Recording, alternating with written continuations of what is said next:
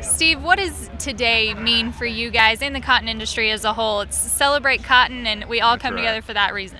That's right. It's a big day. It's just a natural fit to talk about celebrating cotton and Texas Tech football.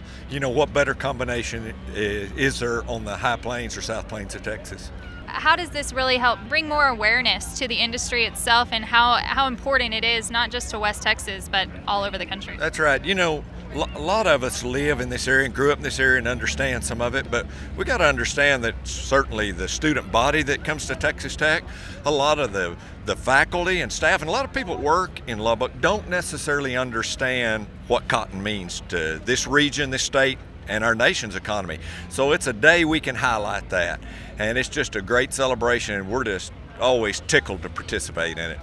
What really goes into today from your standpoint? Well, this thing starts, as you well know, 8 or 9 months ahead of time. You don't put these games on or plan for these kind of events and do them 2 weeks ahead of time. So Mary Jane Berkeley on my staff that does all our promotion and communication stuff works very closely with Texas Tech Athletics, Red Raider Sports, and the sponsors that we help secure to sponsor and make all this possible. So, and then we start promoting it in our newsletters. All of the sponsors do the same thing. We do a lot of media about this leading up to the event, and so it's a build up, but it's a great time. September's just a great time of the year to do this. Well, it's going to be a great day around here. I appreciate you taking the time. It's Celebrate Cotton, hashtag Celebrate Cotton, or tweet at Tech Athletics or at Tech Game Day all day long. Lots of celebration here for a huge cause and a huge part of West Texas.